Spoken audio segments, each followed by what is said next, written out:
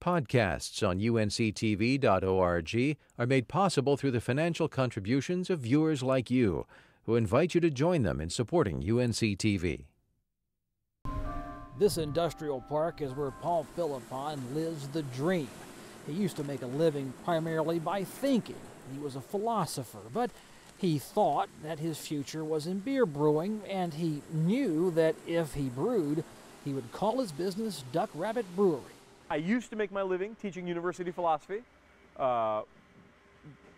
When I came to start a brewery, I wanted to choose a brand image and a logo and a name that had some relevance to me, that wasn't just being pulled out of thin air. This was used in a philosophy book called Philosophical Investigations. The first Duck Rabbit ales hit the market in 2004 from Paul's home brewery, a place he says was perfect for his business and a place that had no legacy of dark beer brewing, Farmville, North Carolina.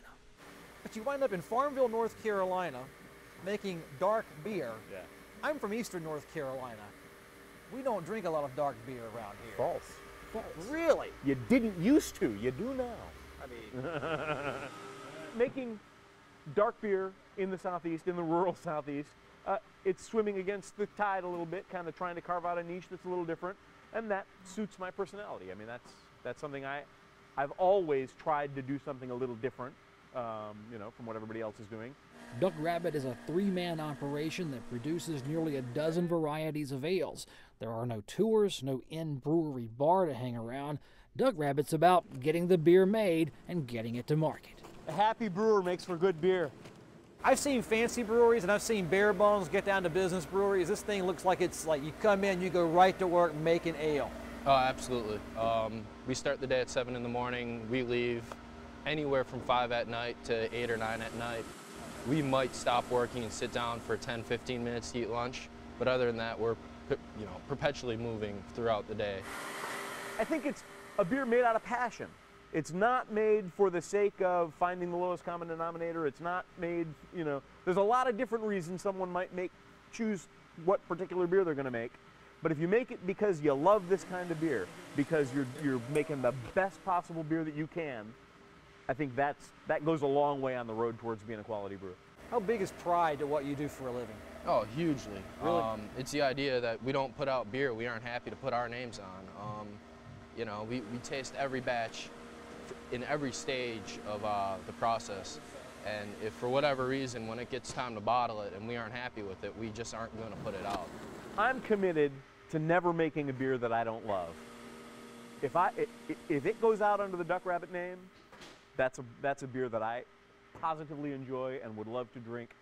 I never make a beer just because I think, here's a market opportunity, but I don't really enjoy that. The Duck Rabbit team is philosophical about its brewing. It believes you must have that fire in the belly if you're to survive those 12-hour days year after year, hauling grain, stirring the pots, and cleaning. Could you be a brewer if you weren't really into beers and ales? No, because it's hard work. And if I'm working hard at something, I want to work hard at something that, I enjoy. When the Duck Rabbit team's day is done, eastern North Carolina's reputation as dark beer drinkers' territory is enhanced. Or so that's what Paul's hoping. He's marching forward day after day, one dark brew drinking convert at a time. Craft beers like yours, are they light refreshment, or are they more to be treated as desserts or like an after-dinner cup of coffee or a cup of coffee with a meal? Right. I certainly don't think of our beers as light refreshment. I don't think of that. It's the way when I talk to people about it, I say they're beers to be sipped and savored. If a person trusts his palate, taste the beer, and try not to be influenced by your preconceived notions of, what a dark beer might be, we get a lot of people who wouldn't otherwise have thought they were dark beer drinkers coming onto our side, and that's part of our success.